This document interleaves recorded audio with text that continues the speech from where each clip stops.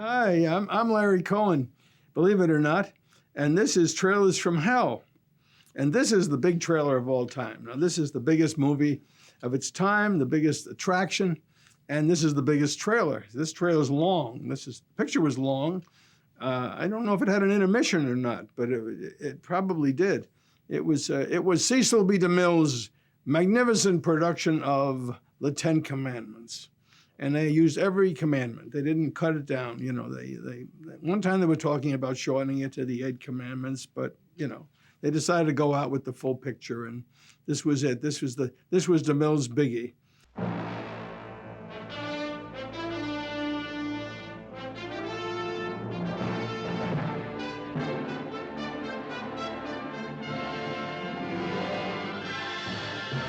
This is Cecil B. DeMille speaking. It's nice of Larry Cohen to drop by and talk about my film, The Ten Commandments, because no one has followed those commandments better in his life than Larry Cohen himself. You might remember. Now, The Ten Commandments was a magnificent motion picture, and here I am on the screen. Here I am looking just like Cecil B. DeMille, and there I am touching Charlton Heston in some intimate places over there. There I am. It's a wonderful film. You're going to like this picture. If you haven't seen this film, you got to see it because it's got some good moments, but it's got an awful lot of hokey stuff in it too. And the Red Sea opens up. Kind of looks a little bit like a cartoon to me when the Red Sea opens up. And then when Cecil B. DeMille comes down and gives you the Ten Commandments, the voice of God coming down is the voice of Cecil B. DeMille. He has put himself in the role of God. After many, many casting sessions and auditions all over Hollywood, Cecil B. DeMille cast himself as God. So, you know, what does that tell you about this man? And this film actually made Charlton Heston a big star. He had been a television actor in New York, doing shows like Kraft Playhouse and United States Steel Hour. And then he was signed, I think, by Hal Wallace. They brought him to Hollywood. He was in a B movie or so. And then Cecil B. DeMille chose him to play Moses, and that was the beginning of a lifelong career playing people like Ben-Hur and El Cid and everybody you can possibly imagine. I guess he played Michelangelo as well. He played all these bigger-than-life characters, and he played them all the same way. So, you know, it was very little differentiation between Moses and El Cid, I think. But whatever it was, they said he was an actor with stature. And here Cecil B. DeMille is showing you the actual tablets of the Ten Commandments, which he unearthed for this film, in case you don't believe it. He made this picture and had an all-star cast. He had Yul Brynner playing the King of Siam, Edward G. Robinson playing the little Jewish guy. Many people have wondered what Edward G. Robinson was doing in the middle of this film. You know, suddenly amongst all these Israelites crossing the desert, suddenly pops out little Edward G. Robinson. Yeah, he says, yeah, Moses is leading us into oblivion. Let's all kill Moses. What do you say? Everybody, get some rocks. Let's stone Moses to death. Come on, yeah. That's right, see? Well, anyway, he was a little out of place. And then Anne Baxter played the short Egyptian. There was a lot of performances like Henry Wilcoxon was the overseer of the pyramids. He was in that one. And I guess it was what they call an all-star cast, and a huge cast of thousands being led across the desert. And when they got down to the Red Sea, I'll never forget, I was there on the set that day watching CB shoot the scene, and I remember he said, all right, he said, now cue the Egyptians, and when I signal, the Egyptians will come down and slay the Israelites. And the assistant director came over and said, wait a minute, CB, no, the Israelites escape. The Red Sea opens, and they get away. CB said, no, it can't be. They brought him over the Bible. He looked it up. Well, all right, in that case, they'll have to go then, don't they? He'd been looking so forward to slaying those Israelites, but unfortunately, he couldn't do it. To save the baby Moses' life, Moses' mother, Yoshebel, played by Martha Scott, placed him in a basket daubed with pitch and set him afloat on the great river Nile. Martha Scott, she plays the mother of Moses, and here's Nina Foch. She plays Pharaoh's daughter, and Pharaoh's daughter opens up this basket that's been floating down the river, and she finds Moses, brings him up, and he's brought up by the Egyptian family. He becomes like a brother to the pharaoh, and then later on, he discovers his true identity, and has a bar mitzvah, and it's a big sequence and everything, you know. And there, for some reason, is Sir Cedric Hardwicke. He somehow turns up as an Egyptian also.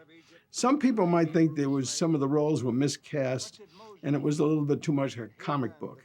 But that's the fun of the movie. You shouldn't miss it because it is a kind of an anachronism, and they show it every year on television for Easter usually, don't they? They usually play this on ABC network or NBC as an Easter attraction, and it still seems to entertain the audience. We have Judith Anderson, the famous actress from Broadway who played Medea, and she's in the picture. And even Vincent Price is the master architect of the pyramids. There's old Vincent Price with the King of Siam himself, Yul Brynner. And here's little Edward G. Robinson. There he is. Yeah, see, I don't know what I'm doing in this picture, but anyway, it's better than being blacklisted. Anyway, there he is. So Eddie Robinson's in here. And here's the old, and then there's Yul Brynner, who I worked with on Return of the Magnificent Seven, saying, I'm king as I was born to be. I am pharaoh as I was born to be. Remember, he's in my picture, I'm sheriff as I was born to be. He played the same part in every picture that he ever was in, this guy. These people had a remarkable career. They call them stars. That means they play the same exact part in every picture that they're in for the rest of their life. Now, Cecil B. DeMille also had a big career on radio as the host of the famous Lux Radio Theater. And that was a radio program that did adaptations of movies every week on the radio program for the Lux Soap Company. And for some reason, the union assessed all the members of the American Federation of Radio Artists $1 towards the campaign of Franklin Delano Roosevelt. And Mr. DeMille would not pay the $1 assessment, so he resigned from the Guild, and that forced him to give up his job as the host of the Lux Radio Theater. It was quite a celebrated thing when Cecil B. DeMille quit the radio program because he refused to contribute $1 to Roosevelt's re-election campaign. And that's a little fact forgotten by most of us in Hollywood, but remembered by me. And I want you to be thinking about that $1 every minute when you're watching the Ten Commandments and everything. It's very interesting. And the film was shot at Paramount Studios. It was the first movie that Elmer Bernstein ever did the score for. It was a big break for him that Cecil B. DeMille decided to give Elmer Bernstein a chance to write the music for this picture because it established him as a major composer, and he went on to do the music for scores of other films. He owes all that career and all those thanks, however, to Cecil B. DeMille. Now, DeMille was a difficult person, particularly during the witch hunt period in Hollywood. He was very, very tough and tried to get a lot of people to lose their jobs and get loyalty oaths and things like that established. There was a celebrated meeting of the Directors Guild where Mr. DeMille got up and ridiculed a lot of the other directors, particularly those who had foreign-sounding names. It looked like he was going to prevail, and then this other director got up, John Ford, and said, I'm John Ford, I make Westerns. That's what he called, that's how he introduced himself. Everybody knew who he was. He was one of the premier directors. And he took Cecil B. DeMille to task and pretty well humiliated him and put him down and turned the entire meeting around so that the whole idea of the loyalty oaths and all that stuff that went with it was cast aside.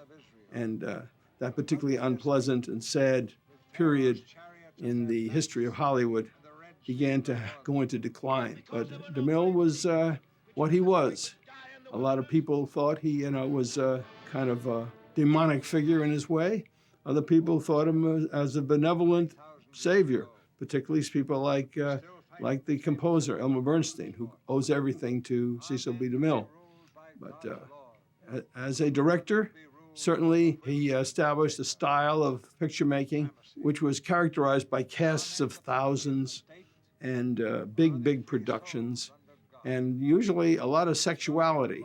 People said, oh, he takes these biblical epics and these stories like Cleopatra, and he always has women in baths and stuff, sitting around in soap suds and degrees of nudity.